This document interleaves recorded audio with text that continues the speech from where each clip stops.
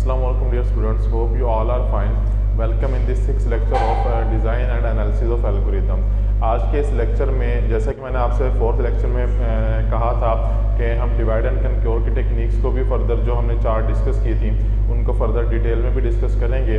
तो आज के इस लेक्चर में उनमें से 2 टेक्निक्स को हम इंशाल्लाह डिस्कस करेंगे और बाकी की 2 जो टेक्निक्स हम उनको अपने नेक्स्ट जो लेक्चर होगा हमारा 7वां लेक्चर इंशाल्लाह हम उसमें उनको डिस्कस करेंगे।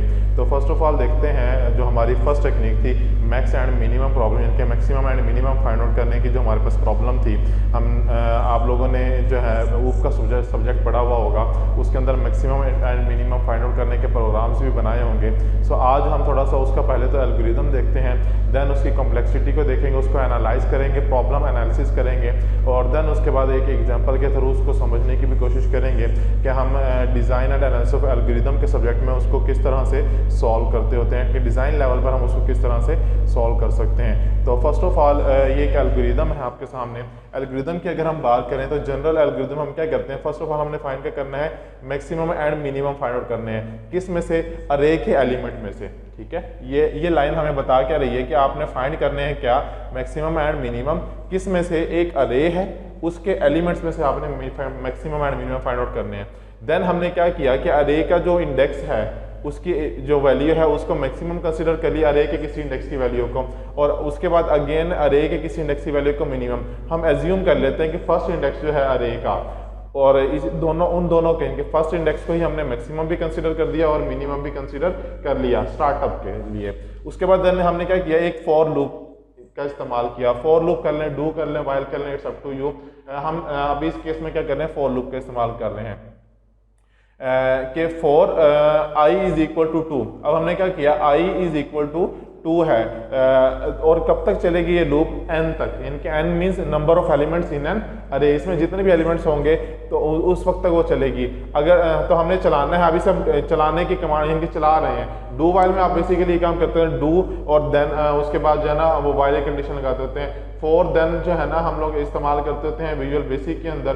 तो आप अभी हम क्योंकि एल्गोरिदम की बात करें तो एल्गोरिदम में हम जो है ना डिफरेंट इंग्लिश की टर्म्स इस्तेमाल करते थे। आपको ये बात ऑलरेडी फेमिलियर है, हमने एल्गोरिदम के बारे में अपने फर्स्ट लेक्चर में डिस्कस किया था कि एल्गोरिदम होता क्या है, इसमें हम करते क्या हैं, प्रॉब्लम्स क्या होती हैं, प्रॉब्लम्स को सॉल्व किस तरह से करते हैं। तो अगर आप लोगों को वो लेक्चर याद है तो देन आप लोगों को ये बात क्लियर होगी कि जो हम एल्गोरिदम डिज़ाइन करते हैं तो हम इसको इंग्लिश में लिखते होते हैं कि पढ़ने वाला इसको इजीली अंडरस्टैंड कर सके, उसको इजीली समझ आ जाए कि प्रॉब्लम स्टेटमेंट क्या है और हम किसको सॉल्व कर रहे हैं और किस तरह से सॉल्व कर रहे हैं। एल्गोरिथम देखते उसको आइडिया हो जाए।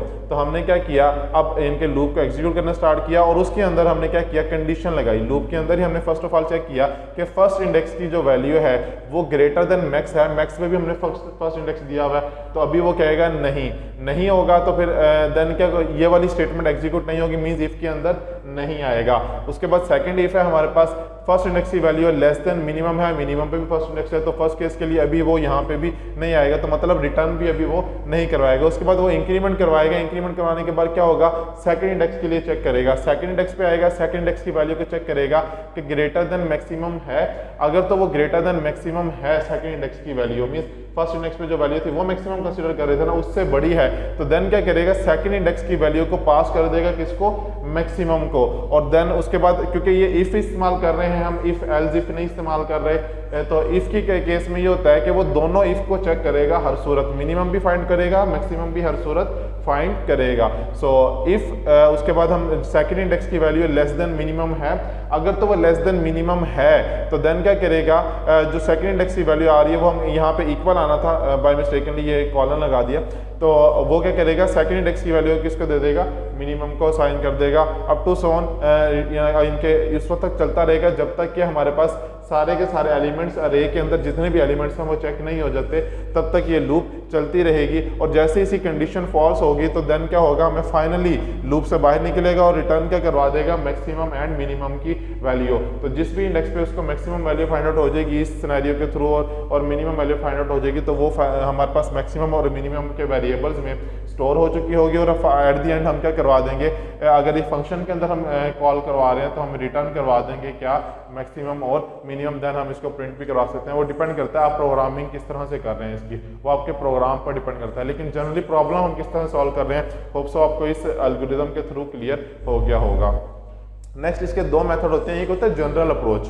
जनरल अप्रोच में हम लोग क्या करते होते हैं कि हम अरे के जो है ना, अरे का साइज n होता है, तो हम ये फार्मूला इस्तेमाल करते हैं इनके 2n-1। इसके थ्रू हम ये देख लेते हैं कि जी हमें कितनी आइटरेशंस रिक्वायर्ड होंगी। आइटरेशन से मुराद यहाँ पे ये है कि हम कितनी बार कंपैरिजन परफॉर्म करवाएंगे, ठीक है ना। क्योंकि ये जो काम अगर आप लोग ये वाला देखें तो यहाँ पे हम क्या एक तरह से कंपेयर ही कर रहे हैं ना, डिसीजन मेकिंग जो ले रहे हैं। इफ किस लिए होता है, कंपेयर करने के लिए या डिसीजन मेकिंग के लिए, तो हम ये चेक ही कर रहे हैं ना, कंपैरिजन करवा रहे हैं कि अगर तो इसकी वैल्यू इससे ग्रेटर है देन वो अंदर आए, अदरवाइज वो जो है ना दूसरी कंडीशन पे चला जाए। तो सिमिलरली ये कंपैरिजन ही हो रहा है, तो हमें कितने कंपैरिजन चाहिए हम वो इसके थ्रू भी चेक कर सकते हैं। एक तो ये मेथड है। दूसरा मेथड क्या होता है, उसमें हम ये काम करते होते हैं कि जो प्रॉब्लम होती है उसको सब प्रॉब्लम्स में डिवाइड करते हैं। डिवाइड एंड कंक्योर की जो प्रॉपर टेक्निक है हम उसको इसमें अप्लाई करते हैं, और हर जो प्रॉब्लम होती है उसके अंदर हमारे पास मिनिमम और मैक्सिमम की जो वैल्यूज आती हैं, तो ग्रुप 1 की मैक्सिमम वैल्यू को ग्रुप 2 की मैक्सिमम वैल्यू से कंपेयर करवाते होते हैं,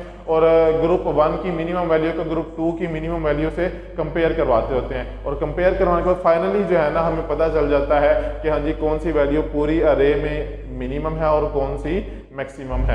हम अभी इसको फर्दर एक एग्जांपल के थ्रू भी देखते हैं, फिर आपको मजीद डिटेल में भी क्लियर हो जाएगा कि किस तरह से मेथड 2 जो है वो काम कर रहा है। इससे पहले हम इसका एनालिसिस देख लेते हैं कि एनालिसिस जब हम कर रहे होते हैं तो n से क्या मुराद है, n यहाँ पे size of atoms in an array है। उसके बाद t into n/2 time required, T N हमारे पास क्या है, टाइम जो हमारी रिक्वायर्ड होगा किसी भी एल्गोरिदम को या किसी भी अरे को n साइज की जो होगी उसको divide and conquer technique apply करने के लिए जो टोटल टाइम रिक्वायर्ड होगा, टोटल कॉम्प्लेक्सिटी टाइम जिसको हम कहते हैं, कंपैरिजन टाइम जो रिक्वायर्ड होगा वो हमारे पास क्या हो जाएगा t, and total comparison time जो हमारे पास होगा वो tn से हम उसे डिनोट करेंगे। और यहाँ पे जो फार्मूला t इंटू n/2 हमारे पास है, इसके अंदर जो 2 है बेसिकली वो क्या कर रहा है, कंपैरिजन परफॉर्म करने के लिए हम कि भाई हम दो ग्रुप्स के मिनिमम और मैक्सिमम वैल्यूज के दरमियान कि मैक्सिमम का मैक्सिमम से मिनिमम का मिनिमम से कंपैरिजन करवा रहे हैं, इसीलिए हम यहाँ पे 2 लिख रहे हैं। अच्छा, एनालिसिस को अगर हम फर्दर इनके न्यूमेरिकल फॉर्म में देखना चाहें, कॉम्प्लेक्सिटी के फॉर्म में देखना चाहें, तो ये हमारे पास एक इक्वेशन है Tn is equal to T into n/2 plus T into n/2 plus 2। अब यहाँ पे देखें Tn/2 प्लस Tn/2, 2Tn/2 हो जाएगा, तो देखें 2Tn/2 प्लस 2, इसको हम इक्वेशन 1 का नाम दे देते हैं। और हम एज्यूम कर लेते हैं कि T2 जो है ना, अगर हमें इस केस में T2 पुट करते हैं, n की वैल्यू को 2 कंसिडर करते हैं, तो हमारे पास जो आंसर आएगा वो क्या आएगा, 1। हम अभी लेट कर रहे हैं, तो अब हम क्या करते हैं, Tn/2 पुट करते हैं, n की जगह पे हम क्या पुट कर रहे हैं, इसे भी छोड़ दें, ठीक है, ये जस्ट लेट किया हमने। तो अब आप यहाँ पे देखेंगे Tn is equal to 2t into n/2 plus 2, तो यहाँ पे मैं n की वैल्यू क्या पुट कर रहा हूँ, n/2, तो n की वैल्यू यहाँ पे n/2 हो जाएगी is equal to 2t into इधर n/2 हो जाएगी ओवर 2, तो n/2 ओवर 2 का मतलब क्या है, 2 ऊपर डिवाइड हो रहा है तो नीचे आगे क्या हो जाएगा, मल्टीप्लाई, विच मीन्स n/2 का स्क्वायर प्लस 2, तो इसे इक्वेशन 2 बना देंगे। देन क्या करेंगे, हम जो इक्वेशन 2 की वैल्यू है उसको इक्वेशन 1 के अंदर पुट करते हैं। 2t n/2 का स्क्वायर है ना यहाँ पे, तो हम यहाँ पे एक 2 इसकी वैल्यू को पुट करते हैं, ये 2 बाहर वैसे का वैसे, n/2 की जगह हम क्या बना रहे हैं, 2t इंटू n/2 का स्क्वायर प्लस 2। तो जब हमने ये वैल्यू यहाँ पे पुट की तो हमारे यहाँ Tn की वैल्यू निकाली ना हमने, Tn/2 की वैल्यू हमारे पास ये निकल आई, तो हमने ये जब इधर पुट की तो हमारे पास आंसर आ जाएगा 2, ये वाला 2 बाहर वैसे का वैसे, देन Tn/2 की जगह क्या आ जाएगा, ये पूरी वैल्यू। तो ये देखें 2t इंटू n/2 का स्क्वायर प्लस 2, यही वाली, ठीक है, और उसके बाद प्लस 2 कौन सा वाला, ये वाला प्लस 2 हमारे पास आ जाएगा। नेक्स्ट क्या हो जाएगा, अब ये दोनों आपस में मल्टीप्लाई हो रहे हैं, तो ये क्या हो जाएगा, 2 का square into T into n/2 का स्क्वायर प्लस ये भी क्या हो जाएगा, यहाँ पे अभी जब ये मल्टीप्लाई हो रहा है, अभी हम इसको सॉल्व नहीं कर रहे, ये जब इससे मल्टीप्लाई हो रहा है तो देन ये क्या हो जाएगा, 2 का स्क्वायर प्लस ये वाला 2 आ जाएगा हमारे पास, तो ये हमारे पास क्या हो जाएगी, एक और इक्वेशन बन जाएगी। अब नेक्स्ट हम देखते हैं कि Tn इज इक्वल टू, यहाँ से हमें क्या पता चला कि अगर मजीद हम इसको सॉल्व करें, n/2 के बजाय हम इसमें वैल्यू मजीद पुट करें कि n/2 का स्क्वायर पुट करें, n/3 का स्क्वायर पुट करें, n/4 इनके सॉरी n/2 का स्क्वायर, n/2 की पावर क्यूब, n/2 की पावर 4, तो हम ये जब पुट करते जाएंगे तो हमारे पास क्या हो जाएगा, यहाँ पर इंक्रीमेंट होता जाएगा हमेशा, मीन्स यहाँ पर वैल्यू क्या हो जाएगी, बढ़ती जाएगी, यहाँ पर भी वैल्यू क्या होगी, बढ़ती जाएगी, और यहाँ पर भी वैल्यू बढ़ती जाएगी। तो हम इसकी जगह अब क्या कर लेंगे, कंसीडर कर लेंगे i कंसीडर कर लेंगे, कि मीन्स यहाँ पर हमें इंक्रीमेंट करवाना है। तो देखें Tn is equal to 2 raise to power i, t into n/2 raise to power i plus 2 की पावर i प्लस 2 की power i minus 1 up to so on, यानी कि ये वाले जो 2 की पावर i है इसमें से एक पावर निकाल देंगे तो हमारे पास यही वैल्यू आ रही थी ना। यहाँ पे ये देखें, यहाँ पे इसकी वैल्यू 2 है, 2 माइनस 1 हो जाएगा, तो 2 की पावर 1 हो गया ना। तो इसी तरह से वो वैल्यू आ रही है। तो हमने इसी की बेस पे हमने ये फार्मूला जो है ना वो बनाया। एट द एंड हमारे पास फाइनल ये कहाँ तक जाएगी, सीरीज +2 तक चले जाएंगे। लास्ट जो हमारे पास आंसर आ रहा होगा वो क्या आ रहा होगा, 2 आ रहा होगा। तो इसे हम इक्वेशन 3 का नाम दे देते हैं। अब क्या करते हैं, रिकर्जन जो है ना वो कब स्टॉप होगी, n/2 की पावर i पर, विच मीन्स कि जब ये कंडीशन मीट अप हो जाएगी तो देन ये जो होगी स्टॉप होगी। तो हम लेट करते हैं n/2 की power i is equal to 2, यहाँ पे जाके स्टॉप हो रही है 2 पे, इससे पहले तो स्टॉप नहीं हो रही है, 2 से पहले तक तो वो चलती रहेगी।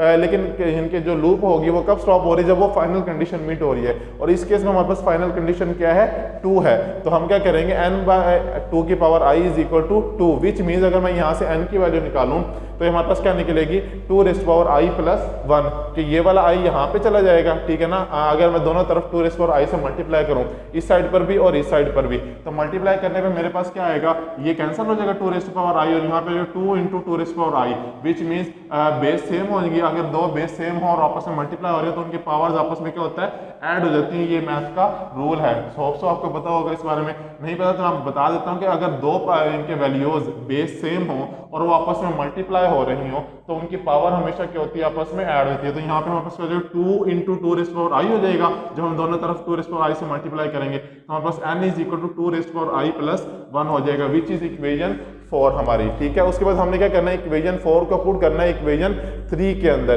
n is equal to 2⁻i + 1 means n की वैल्यू पुट करनी है। तो यहाँ पे अगर n की वैल्यू को हम पुट करें, 2⁻i वैसे का वैसे, t वैसे का वैसे, n/2⁻i, विच मीन्स इसमें से अगर हम n की वैल्यू को निकालें तो हमारे पास क्या हो जाएगी, यहाँ पे n की वैल्यू क्या है हमारे पास, 2 × 2⁻i + 1। तो अगर हम यहाँ पे ये पुट करें तो हमारे पास क्या आ जाएगा, t2 हो जाएगा। किस तरह से t2 हो जाएगा, आप देखें, ये यहाँ पे पुट करते हैं 2⁻i + 1, ठीक है, 2⁻i + 1। तो अगर मैं इसे सेपरेट करके लिखूँ, 2⁻i × 2⁻1 ओवर 2⁻i, तो 2⁻i से कैंसिल हो जाएगा, तो बचेगा क्या, 2⁻1, विच इज t2, ठीक है, क्लियर हो गया। उसके बाद देन क्या हो जाएगा, +2⁻i + 2⁻i - 1 plus up to सोन, कब तक ये सीरीज चलती रहेगी, 2 तक। तो हमने इक्वेशन 3 में इसकी वैल्यू को पुट करके सॉल्व कर लिया। अब t2 अगर आपको यहाँ पे याद हो, हमने प्रीवियस स्लाइड में देखा है कि t2 की वैल्यू क्या हमारे पास 1 है, तो हम यहाँ पे 1 पुट करते हैं। तो ये देखें, 2⁻i × 1 + 2⁻i + 2⁻i - 1 plus up to सोन, कहाँ तक जाएगी, इक्वेशन 2 तक जाएगी। तो हमारे पास ये 1 कहाँ से आए, t2 की वैल्यू है। उसके बाद आपको ज्योमेट्रिक सीरीज का फार्मूला याद होगा कि a × r की पावर n-1 ओवर r - 1। सो हम जब इस सीरीज पर वो फार्मूला अप्लाई करेंगे तो हमारे पास ये फॉर्म बन जाएगी, ठीक है, ये वैसे का वैसे, ठीक है, ये वाला तो हमने वैसे का वैसे लिख दिया। लेकिन इसके बाद जो ये वाली सीरीज है, इस पर जब हम फार्मूला अप्लाई कर रहे हैं तो हमारे पास आंसर क्या आ रहा है, 2 × 2⁻i - 1 ओवर 2 - 1। सो अगर हम इसको फर्दर सॉल्व करें तो इसको अगर मल्टीप्लाई कर लें, मल्टीप्लाई करने के बाद हम इसको फर्दर ये तो हो जाएगा 2 - 1 हो जाएगा। इसको हम फर्दर सॉल्व करते हैं, इसको मल्टीप्लाई करते हैं, 2 × 2⁻1 मल्टीप्लाई बाय 2⁻i - 2⁻1 हो जाएगा, ठीक है। तो हम अगर इसका कंपैरिजन करवाएं और कॉमन लें तो हमारे पास क्या हो जाएगा, 2⁻i +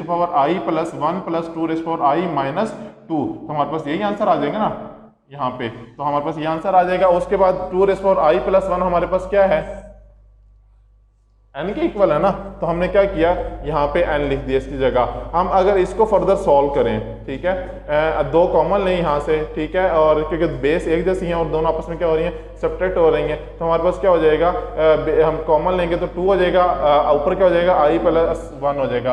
तो यहाँ पे भी हम क्या लिख सकते हैं, अच्छा 2⁻i है, तो 2⁻i की वैल्यू अगर हम निकालें, यहाँ से देखें, सॉरी यहाँ से देखेंगे 2⁻i की वैल्यू, तो इसे वहाँ ले जाएंगे, इसे यहाँ पे डिवाइड कर देंगे, तो हमारे पास क्या आ जाएगा, n/2 = 2⁻i, ठीक है। तो n/2 = 2⁻i, तो 2⁻i की जगह हमारे पास क्या आ जाएगा, n/2 -2 वैसे का वैसे। तो इसका एलसीएम लेते हैं, एलसीएम लें तो 2 × n 2n हो जाएगा +1, 3n/2 - 2, तो 3n/2 - 2 हमारे पास फाइनल क्या आ जाएगी, इक्वेशन आ जाएगी, विच मीन्स tn = 3n/2 - 2। इसके थ्रू हम क्या कर सकते हैं, नंबर ऑफ कंपैरिजंस बता सकते हैं कि हमें कितने नंबर ऑफ कंपैरिजन परफॉर्म करने होंगे। ये बेसिकली वो फार्मूला है डिवाइड एंड कंक्योर का, जिसके थ्रू हम कॉम्प्लेक्सिटी बता सकते हैं कि हमारे जो एल्गोरिदम है उसकी कॉम्प्लेक्सिटी क्या है और कितने इटरेशन में वो सॉल्व हो सकता है।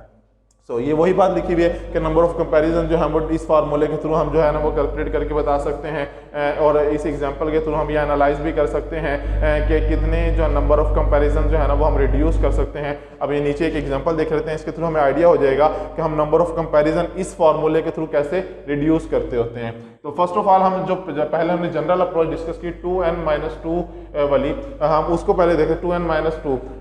तो ये देखें ये फार्मूला है 2n-2। इसमें अगर मैं देखता हूँ कि मेरे पास n की value size of arrays, size of elements in an अरे, तो वो क्या है, अगर 8 है, ठीक है, 8 से ज़्यादा वैसे 10 लेना, आप 20 लेना, जो मर्जी लेना, आपकी अपनी मर्जी है। तो हम अब इस एग्जांपल में क्या कंसिडर करें कि नंबर ऑफ एलिमेंट्स क्या है, 8 है अरे के अंदर, तो देन क्या होगा 2n, n की वैल्यू क्या है 8, 2 × 8 - 2, तो मल्टीप्लाई करेंगे 16, 16 - 2 विच मीन इक्वल टू 14 हो जाएगा, ठीक है। तो ये देखें ये 14 हो गया। तो हमें 14 कंपैरिजन परफॉर्म करने पड़ेंगे इस अरे के इस प्रॉब्लम को सॉल्व करने के लिए, जिसके अंदर 8 एलिमेंट्स हैं। अगर किसी अरे के अंदर 8 एलिमेंट्स हैं तो 8 एलिमेंट्स वाली अरे को सॉल्व करने के लिए हमें 14 कंपैरिजन परफॉर्म करने पड़ेंगे। हम चाहते हैं नहीं, हम कंपैरिजन को रिड्यूस करना चाहते हैं, तो उसके लिए हम क्या करेंगे, हम इस फार्मूले का इस्तेमाल करते हैं, डिवाइड एंड कंक्योर की प्रॉपर जो टेक्निक है हम इसमें पुट करते हैं 3 × n विच मीन्स 8, 3 × 8 24 हो जाएगा, डिवाइडेड बाय 2 करते हैं 12 हो जाएगा, 12 - 2 10। तो यहाँ पे ये देखें 3 × 8 divided by 2 - 2 is equal to 10। तो हमारे पास कितने कंपैरिजन परफॉर्म करने पड़ेंगे, 10 कंपैरिजंस परफॉर्म करने पड़ेंगे। तो देखें 14 ज़्यादा थे ना, तो विच मीन्स कि ये वाली अप्रोच जो है ये बेस्ट नहीं है। बेस्ट अप्रोच कौन सी है हमारे पास, डिवाइड एंड कंक्योर की टेक्निक के थ्रू हम कंपैरिजंस को कम कर सकते हैं और बेस्ट वे से हम उसको सॉल्व कर सकते हैं कम से कम कंपैरिजन में। उसके बाद हमारे पास होता है बाइनरी सर्च। यहाँ तक जो था हमारा जो है ना मैक्सिमम एंड मिनिमम का जो प्रॉब्लम था, ये एल्गोरिदम भी हमने समझ लिया। अब होप सो आपको एल्गोरिदम भी क्लियर हो गया होगा। तो मैक्सिमम एंड मिनिमम वाला प्रॉब्लम हमने सॉल्व कर लिया। यहाँ तक इसके दोनों मेथड भी देख लिए हमने, इसका एनालिसिस भी परफॉर्म कर लिया। अब हम क्या करते हैं, बाइनरी सर्च के बारे में थोड़ा सा डिस्कस कर लेते हैं कि बाइनरी सर्च क्या होती है, हम इसको किस तरह से परफॉर्म करते होते हैं और किस तरह से इसमें हम प्रॉब्लम को सॉल्व करते होते हैं। तो बाइनरी सर्च क्या है, बेसिकली ये एक टेक्निक है जिसके अंदर जो एलिमेंट्स होते हैं अरे के अंदर, हम उनको क्या करते हैं रिकर्सिवली डिविडेंड या इंटरवल या हाफ इंटरवल के थ्रू हम क्या करते हैं उनको सॉल्व करते हैं। विच मीन्स कि हमारे पास अगर एक अरे है तो अरे को हम क्या करते हैं 2 हिस्सों में डिवाइड कर लेते हैं। तो डिवाइड करने के बाद हम उनको दोनों इन साइड्स पे कंपैरिजन परफॉर्म करते हैं डिफरेंट, ठीक है ना, रिकर्सिवली, ठीक है ना। तो हम उनको कंपैरिजन परफॉर्म करने के बाद जहाँ पर हमें वो वैल्यू मिल जाती है जिस इंडेक्स पर, तो हम वो इंडेक्स भी उसका फाइंड आउट कर सकते हैं कि इस इंडेक्स पर ये वैल्यू मौजूद है, ठीक है ना। तो हमें इसके थ्रू हमें क्या होता है, हमें रिक्वायर्ड जो रिजल्ट होता है, डिजायर्ड आउटपुट होती है, वो ईजिली मिल जाती है। बाइनरी इनके सर्चिंग से मुराद है ही क्या कि हमें कोई रिक्वायर्ड रिजल्ट चाहिए, एक फिक्स रिजल्ट चाहिए, हम वो फाइंड आउट करना चाह रहे हैं पूरी अरे के अंदर से। एक पूरी अरे गिवन है, उसमें से हम एक खास नंबर को ढूंढना चाह रहे हैं। अभी हम एक आगे एग्जांपल भी सॉल्व करेंगे तो आपको मजीद इंशाल्लाह ये क्लियर हो जाएगा कि हम किस तरह से करते हैं। इसके हम 9 डिफरेंट स्टेप्स हैं जो परफॉर्म करते होते हैं, उनके थ्रू जो है ना हम इसको सॉल्व करते हैं। तो हम स्टेप बाय स्टेप अभी आगे देखेंगे भी सही प्रैक्टिकली इसको। अच्छा जी, इफ़ द पिवट एलिमेंट, ये बेसिकली उन्हीं स्टेप्स की एक जनरल एक्सप्लेनेशन है कि आप जब इनके स्टेप बाय स्टेप उसको सॉल्व कर रहे होते हैं, हम जो प्रॉब्लम को बाइनरी सर्च के थ्रू सॉल्व कर रहे होते हैं तो हम किस तरह से करते होते हैं। तो हम इसको एक दफ़ा रीड आउट कर लेते हैं, देन इसको प्रैक्टिकली आगे हम देख भी लेते हैं और फिर आपको क्लियर भी हो जाएगा कि वाकई ही हम इसी तरह से जो है ना बाइनरी सर्च परफॉर्म करते होते हैं। तो if the pivot element is less than the item in the middle of the interval, कि वो जो पिवट पॉइंट है, हम एक पॉइंट जो फाइनलाइज करते हैं, वो जो मिडल आइटम है वो उससे अगर लेस देन होती है तो देन क्या कहते हैं, वही discard the second half of the list. तो सेकंड हाफ जो लिस्ट का होता है हम उसे डिस्कार्ड कर देते हैं, उसको फिर कंसीडर नहीं करते। And recursively repeat the process for the first half. तो फर्स्ट हाफ जो होता है हम उसके लिए क्या करते होते हैं, रिकर्सिवली रिपीट करते हैं अपने प्रीवियस स्टेप्स को। तो अभी हम आगे देखेंगे वैसे कि प्रीवियस स्टेप्स कौन से हैं। पहले 3 से 4 स्टेप्स जो है ना वो बार बार परफॉर्म कर रहे होते हैं, किसके लिए, फिर फर्स्ट हाफ के लिए। लेकिन अगर ऐसा हो कि जो पिवट एलिमेंट है वो क्या हो, ग्रेटर देन हो किस चीज़ के, जो हमारा मिडल आइटम है, मिडल वैल्यू है उससे ग्रेटर देन हो, क्योंकि ये हम सॉर्टेड लिस्ट पर परफॉर्म कर रहे होते हैं। इसमें सबसे पहले हम क्या करते होते हैं, वो अरे को सॉर्ट करते होते हैं। अरे को जब हम सॉर्ट कर लेते हैं असेंडिंग ऑर्डर में, तो देन उसके बाद हम उस पर बाइनरी सर्च परफॉर्म करते हैं, क्योंकि अगर आप इसमें अरे को सॉर्ट नहीं करेंगे असेंडिंग या डिसेंडिंग ऑर्डर में, तो सॉर्ट किए बगैर अगर आप इसको सॉल्व करने की कोशिश करेंगे तो ये टेक्निक जो है ना आपको डिजायर्ड रिजल्ट इतने अच्छे तरीके से नहीं दे पाएगी। तो उसके लिए फिर हमें क्या करना पड़ता है, फर्स्ट ऑफ ऑल उसको असेंडिंग या डिसेंडिंग ऑर्डर में अरे को सॉर्ट करना पड़ता है, देन उसके बाद हम जो है ना इस पर टेक्निक अप्लाई करते हैं। तो अगर मिडल एलिमेंट हमारे जो गिवन नंबर है उससे इनके स्मॉलेस्ट है और जो नंबर है वो उससे ग्रेटेस्ट है, तो हमने इसका मतलब ये होगा कि हमने फर्स्ट हाफ को जो है वो इग्नोर करना होगा और सेकेंड हाफ पर रिकर्सिवली कुछ स्टेप्स को परफॉर्म करना पड़ेगा। तो हम आगे भी रेपिटेडली ये देखते भी हैं कि हम स्टेप बाय स्टेप जो है ना किस तरह से उनको सॉल्व करते हैं। इससे पहले इसका एनालिसिस डिस्कस कर लेते हैं कि हम अगर इसका एनालिसिस परफॉर्म करना चाहें तो हम किस तरह से जो है ना बाइनरी सर्च का एनालिसिस परफॉर्म कर सकते हैं। इनपुट क्या होती है, अरे का जो साइज होता है उसके जो अरे के जो एलिमेंट्स होते हैं वो हमारे पास क्या होते हैं, पहले हम वो इनपुट देते हैं कि ये एलिमेंट्स हैं। उसके बाद आउटपुट क्या होती है, तो हमारे पास जो रिक्वायर्ड इनके स्टोर्ड अरे के अंदर जो साइज होता है, जिस भी साइज की अरे है उसके अंदर जो एलिमेंट्स हैं उनमें से जो हमें कोई एक खास नंबर चाहिए होता है वो हमारे पास क्या होता है, आउटपुट होता है। हमारी लॉजिक इसकी क्या है, बेसिकली हम इसमें अज्यूम करते हैं कि हमारे पास Tn क्या है, नंबर ऑफ कंपैरिजंस हैं of an item with n elements in a sorted अरे। तो ये बात याद रखिए कि मैंने आपको पहले ही बताया है कि अरे को हमने क्या करना होता है, सॉर्ट करना होता है। तो हमने क्या करते हैं, इस पहले तो अरे जो होगी हमारे पास सॉर्ट होनी चाहिए। अगर अरे सॉर्टेड नहीं है तो रिजल्ट्स रिक्वायर्ड नहीं मिलेंगे हमें। तो फर्स्ट ऑफ ऑल अरे को सॉर्ट कीजिएगा।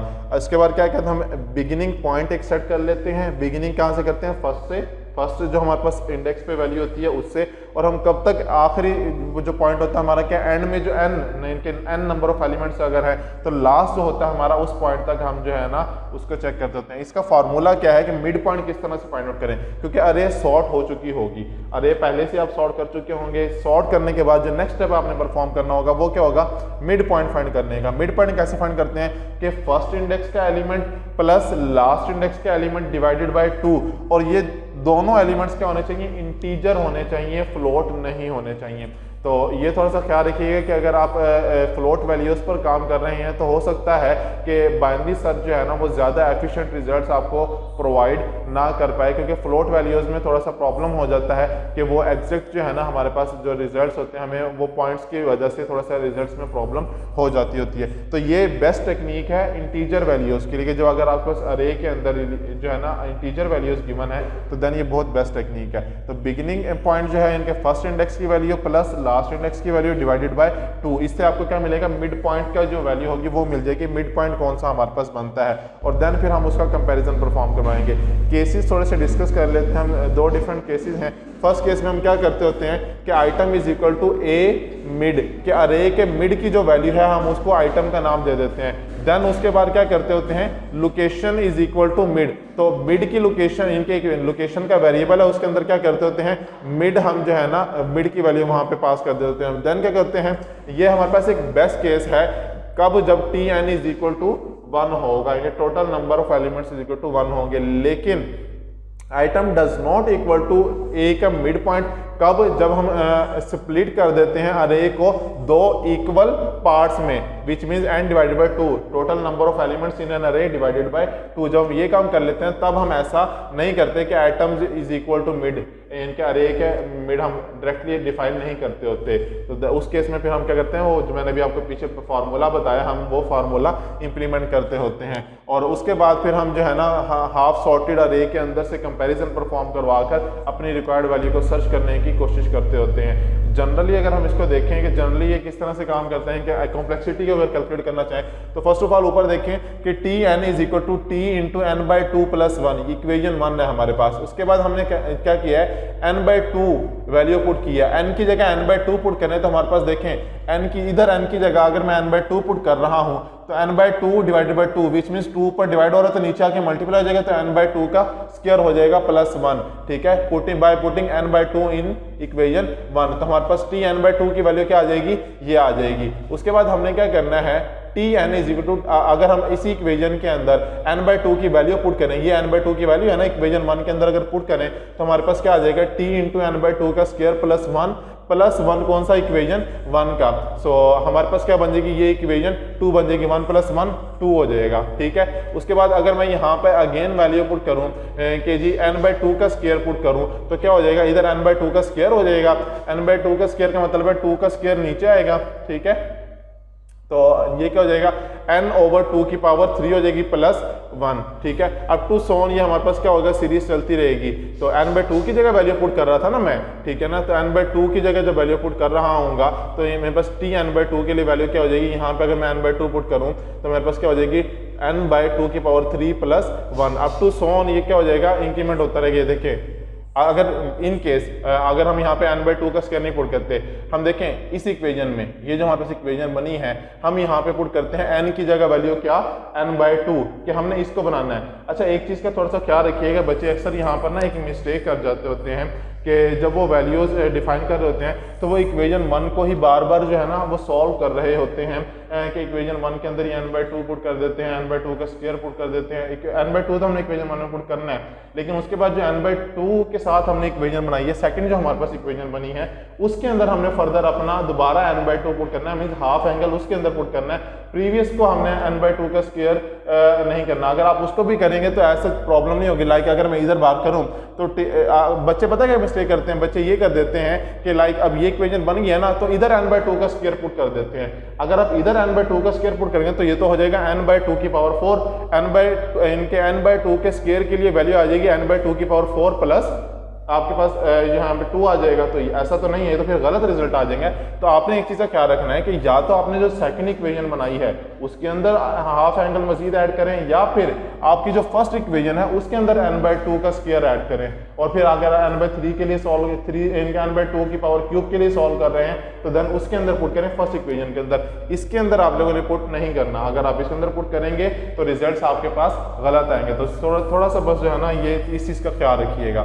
तो हम क्या कर रहे हैं, फर्स्ट इक्वेशन में अगर n/2 का स्क्वायर ऐड करते हैं तो t इंटू n/2 का square is equal to t into n/2 का स्क्वायर, विच मीन्स 2 का स्क्वायर नीचे आ जाएगा, 2 का पावर क्यूब हो जाएगा +1 ये वाला, ठीक है, वैसे का वैसे रहेगा। तो देखें हमारे पास क्या बन जाएगी, t इंटू n/2 का square into t into n/2 की पावर क्यूब +1, ठीक है, क्लियर हो गया।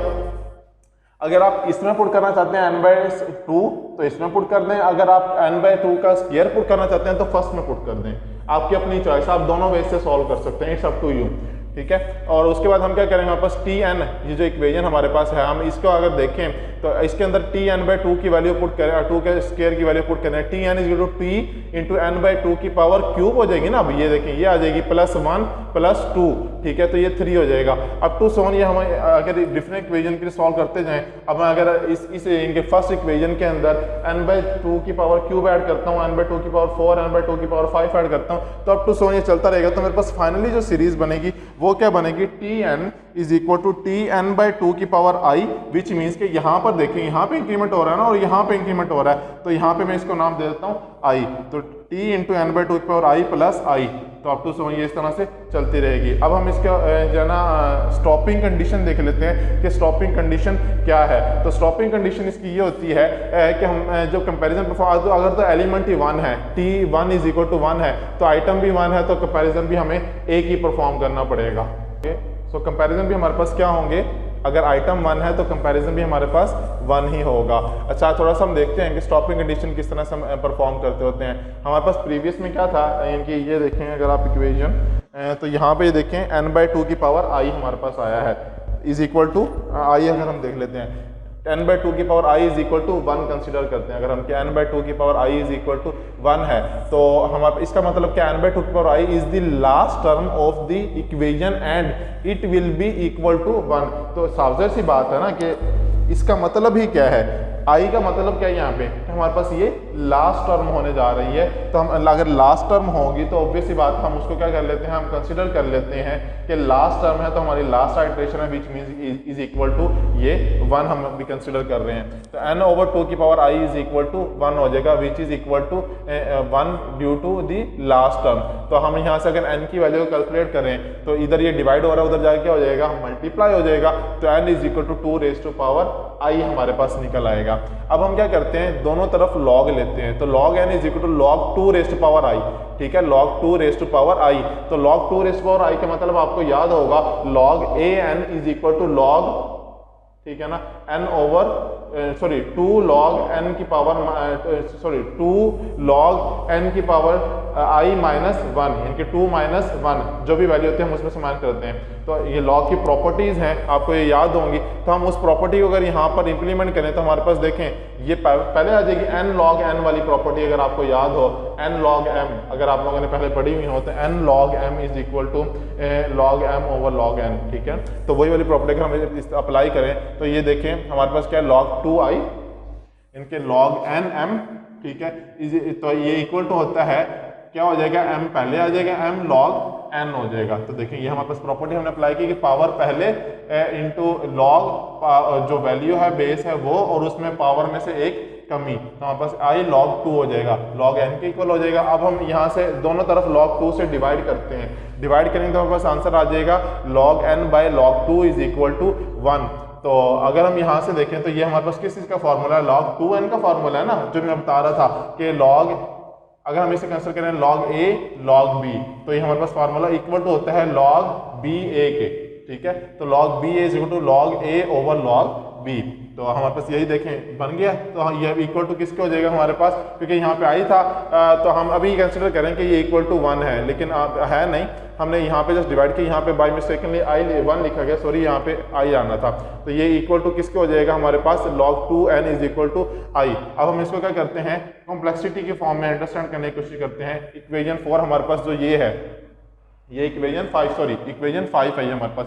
तो इक्वेशन 5 के पॉइंट ऑफ व्यू से हम देखते हैं, जो हमने पिछली इक्वेशन 4 देखी थी उसके साथ देखें, ये वाली इक्वेशन जो थी हमने इसके साथ हम देखते हैं कि हम किस तरह इसको पता सॉल्व करते हैं। T N is equal to T into N by 2 की पावर आई प्लस 1। अब यहाँ पे n बाई 2 की पावर आई किसके इक्वल है, 1 के इक्वल है। ये देखें इक्वेशन 5 में हमने कहा है तो हम इधर 1 पुट कर देंगे, तो t1 प्लस आई। तो t1 हमने क्या किया है कि अगर एलिमेंट 1 है तो कंपैरिजन कितने होंगे, वो देखें वो वहाँ पे मैंने वो जो है ना वो शो करवाया हुआ है। आइटम अगर 1 है तो कंपैरिजन भी कितने होंगे, 1 ही होंगे, विच मीन्स 1 प्लस आई हो जाएगा। तो 1 क्योंकि कांस्टेंट है, यहाँ पे स्टॉपिंग कंडीशन है, तो हम अगर इसे इग्नोर कर दें तो हमारे पास या फिर अगर हम इस उस इग्नोर करने से पहले एक काम करते हैं, 1 वैसे का वैसे, आई किसके इक्वल है, यहाँ पे log 2n के इक्वल है ना, तो मैं i की जगह उसकी वैल्यू पुट कर देता हूँ। और उसके बाद 1 क्योंकि स्टॉपिंग कंडीशन है और कांस्टेंट है, तो हम अगर इसे इग्नोर कर दें तो हमारे पास आंसर क्या आ जाएगा, log 2n। तो अगर हम इसी कॉम्प्लेक्सिटी देखना चाहें बाइनरी सर्च की, तो वो क्या होगी, big O into log 2n। तो ये हमारे पास फाइनल जो है इसी कॉम्प्लेक्सिटी निकल आएगी। हम इसके थ्रू इसी कॉम्प्लेक्सिटी को भी आइडेंटिफाई कर सकते हैं। अब हम कुछ डिफरेंट स्टेप्स हैं बाइनरी सर्च परफॉर्म करने के, हम उनको थोड़ा सा डिस्कस कर लेते हैं और इनकी एग्जाम्पल पहले देख लेते हैं। एग्जाम्पल देखने के बाद हम इन स्टेप्स को रीड करेंगे तो होप सो आपको ये स्टेप्स ज़्यादा अच्छे तरीके से क्लियर हो जाएंगे। फर्स्ट ऑफ ऑल हम एग्जाम्पल देखते हैं। एग्जाम्पल देखें कि हमारे पास एक अरे है, ठीक है ना, या लिस्ट कंसिडर कर लें अरे। तो हमारे पास अरे का ये फर्स्ट यानी कि 0 index, first, second, third, fourth, ये इंडेक्स नंबर है, ठीक है, ये अरे के एलिमेंट्स हैं। अब हमें क्या करना है, और यहाँ पे अगर आप गौर करें तो ये सॉर्टेड अरे है, ठीक है ना, सॉर्टेड लिस्ट है, ये सॉर्टेड अरे है। तो हमने फाइंड आउट करना है, सर्च जो एलिमेंट करना है वो क्या करना है, 12, इसमें से 12 सर्च करके लाना है। तो 12 कहाँ पे है, सेकंड पोजीशन पे है। तो हमने फर्स्ट ऑफ ऑल क्या करना होगा, क्योंकि अरे सॉर्टेड है तो पहला स्टेप 1 में हम क्या करेंगे, search element 12 in compared with middle element 50। Middle element कैसे फाइंड आउट करना है, मैंने आपको बताया था कि फर्स्ट एलिमेंट और लास्ट एलिमेंट को कंबाइन करेंगे, 1 और 9 बनेगा, डिवाइडेड बाय 2 करेंगे तो हमारे पास जो भी आंसर आ रहा होगा वो हमारा मिडल एलिमेंट होगा। तो हमारे पास क्या है, 50 हमारे पास मिडल एलिमेंट है। ये देखें ना, यहाँ पे कितने 4 और यहाँ पर भी कितने बच रहे हैं 4, तो मिडल में यही है ना हमारे पास 50। तो हम यहाँ पहले इससे कंपेरिजन करवाएंगे, क्या ये मैच हो रहा है, नहीं हो रहा, विच मीन्स। और इससे अगर आप गौर करें, अब वो जरा एल्गोरिदम याद करें। एल्गोरिदम में हमने क्या कहा था, इफ अगर हमारे पास जो मिडल एलिमेंट है वो इनके मैक्सिमम है, किससे, जो हमारा एलिमेंट है, जो हम इनके यूजर ने हमें इनपुट दिया सर्च करने के लिए कहा है, उस एलिमेंट से। तो देन क्या करेंगे, उसके बाद वाला सेक्शन इग्नोर कर देंगे और उससे पहले वाले में सर्चिंग परफॉर्म करेंगे। तो अब हमने क्या किया, इस सेक्शन को इग्नोर कर देना है और इधर सर्चिंग परफॉर्म करनी है। तो देखें ये वाला खत्म कर दिया और यहाँ पे अब क्या करेंगे, हम सर्चिंग परफॉर्म करेंगे लेफ्ट साइड वाले एलिमेंट पे। तो ये एक सब लिस्ट बन जाएगी हमारे पास। उसके बाद स्टेप 2 पे हम क्या करेंगे, हम कंपाएंगे, हर एक के साथ कंपैरिजन परफॉर्म करते आएंगे और हमें फाइनली क्या होगा, फर्स्ट इंडेक्स पर जाकर वैल्यू उसकी मिल जाएगी। तो हम क्या कहेंगे, both are matching so the result is element found at index 1। तो फर्स्ट इंडेक्स पर हमें वैल्यू मिल गई। अब हम एक और काम करते हैं, इसी लिस्ट में से 80 फाइंड आउट करना है। इसी लिस्ट में से क्या फाइंड आउट करना है, 80 फाइंड आउट करना है। तो हम कैसे करते हैं, इसके लिए क्या करेंगे, स्टेप 1 परफॉर्म करेंगे, मिडल एलिमेंट सर कंपेयर करेंगे। मिडल एलिमेंट छोटा है और जो हमारा सर्च एलिमेंट है वो क्या है, ग्रेटर है, विच मीन्स हमने फर्स्ट हाफ को इग्नोर कर देना। अब सेकंड हाफ की तरफ चलते हैं, ठीक है। अब हमारे पास क्या है, हमें पता चल गया कि हमें सर्चिंग कहाँ परफॉर्म करनी है, सेकंड हाफ में परफॉर्म करनी है। तो हम नेक्स्ट टास्क में परफॉर्म करेंगे, इसका कंपैरिजन करवाएंगे नेक्स्ट के साथ। अभी भी ग्रेटर है तो हम क्या करेंगे, मजीद आगे कंपैरिजन करवाएंगे। आगे जाएंगे तो हमारे पास क्या होगा, 7th इंडेक्स पर वैल्यू मैच हो जाएगी। देखिए थर्ड स्टेप में जाके हमें जो है ना फाइनली जो है ना वैल्यू मैच होकर मिल जाएगी। तो हमारी वैल्यू क्या है, 7th इंडेक्स पर क्या है, मैच कर रही है। तो हम कहेंगे एलिमेंट फाउंड एट इंडेक्स 7। लेकिन इन केस अगर यूजर ने एंटर किया है कि हम उसे फाइंड आउट करके दें 100, तो 100 क्या इस लिस्ट के अंदर मौजूद है, बिल्कुल नहीं। तो उस केस में क्या होगा, उस केस में हम ये करेंगे कि एक मैसेज रिटर्न करवा देंगे। 9th जो हमारा स्टेप होता है, बेसिकली ये 8 स्टेप के अंदर हम सॉल्व कर चुके होते हैं, ठीक है। अभी तो हमें, क्योंकि हमारे पास छोटी सी लिस्ट थी तो हमने जस्ट 3 स्टेप परफॉर्म किए। इससे प्रीवियस वाली एग्जांपल में हमने 2 स्टेप्स परफॉर्म किए तो हमारी प्रॉब्लम सॉल्व हो गई। लेकिन अगर बहुत बड़ी प्रॉब्लम है तो मोस्टली डिपेंड करता है कि प्रॉब्लम कितनी बड़ी है, उसके हिसाब से जो है ना वो स्टेप्स जो है ना, क्योंकि रेपिटेशन आ रही होती है ना। लेकिन मेन जो स्टेप्स हैं वो हमारे वही हैं जो हमने डिफाइन किए कि बेसिक 8 स्टेप्स हैं, उनको हमने बार बार रिपीट करना होता है, रिपीट कर करके देखना होता है कि हमें रिक्वायर्ड रिजल्ट मिल रहे हैं या नहीं। बेसिक तो वही है। और 9वां स्टेप ये है कि अगर हमें वो एलिमेंट मिलता ही नहीं है तो हम क्या करते हैं, हम ये कह देते हैं कि जो रिक्वायर्ड रिजल्ट है वो इस लिस्ट में मौजूद ही नहीं है, कि मीन्स वो जो एलिमेंट फाइंड आउट करना आप चाह रहे हैं वो इस लिस्ट का पार्ट ही नहीं है। अगर हम इसको प्रोग्रामेटिकली देखना चाहें कि प्रोग्राम के थ्रू, तो हम सी का हमने ये प्रोग्राम, मैंने एक प्रोग्राम बनाया, प्रोग्राम बनाकर मैंने कहा आप लोगों को चलें इसके थ्रू भी थोड़ा सा गाइड कर देते हैं कि हम प्रोग्राम किस तरह से इसका लिखेंगे। तो फर्स्ट ऑफ ऑल सी में आप लोगों को पता है जो लाइब्रेरीज इस्तेमाल होती हैं वो स्टूडियो और conio.h होती हैं। तो हमने स्टूडियो और conio.h लिख लिया। उसके बाद हमने वेरिएबल डिक्लेयर कर लिए, ठीक है। मैंने क्या किया है, इंटीजर टाइप के कुछ वेरिएबल डिक्लेयर किए। एक है फर्स्ट, लास्ट, मिडल, साइज, आई, इनके सर्च एलिमेंट्स और लिस्ट बना ली। कितनी, 100 वैल्यूज की, 100 वैल्यूज की, कि यूजर जितने 100 वैल्यूज तक की लिस्ट क्रिएट कर सकता है, 100 एलिमेंट्स की लिस्ट क्रिएट कर सकता है। मैक्सिमम एलिमेंट्स का साइज कितना हो सकता है, 100 हो सकता है, इससे ज्यादा नहीं होगा। मैंने यहाँ पे साइज फिक्स कर दिया, ठीक है ना। तो उसके बाद नेक्स्ट मैंने क्या किया, स्क्रीन को क्लियर, ये हम टर्बो सी पे जब काम करते होते हैं तो एहतियातन कर लेते होते हैं कि कहीं कि कोई गार्बेज वैल्यू पड़ी हुई हो तो वो फिर उसकी वजह से कोई प्रॉब्लम क्रिएट ना हो। तो हम क्या कर लिया, इन सब के लिए मैंने पहले क्या कर लिया, स्क्रीन को क्लियर कर लिया कि जितने भी एलिमेंट्स हैं, जितने भी वेरिएबल्स हैं, उन सब के लिए हमारे पास क्या है, कोई गार्बेज वैल्यू ना मिले। प्रिंट करवाया मैसेज किसके लिए, यूजर के लिए, enter the size of the list. अब यूजर से मैंने कहा है कि लिस्ट का साइज एंटर करो, ठीक है। तो वो क्या करेगा, अपनी मर्जी से 100 में से जितना मर्जी साइज, वो कहता है जी 5 नंबर, ठीक है। वो सपोज हम एग्जांपल के तौर पे ले लेते हैं कि वो कहता है जी 5 नंबर जो है ना, मैंने 5 एलिमेंट्स एंटर करने हैं, मीन्स 5 एलिमेंट्स की एक लिस्ट बनेगी।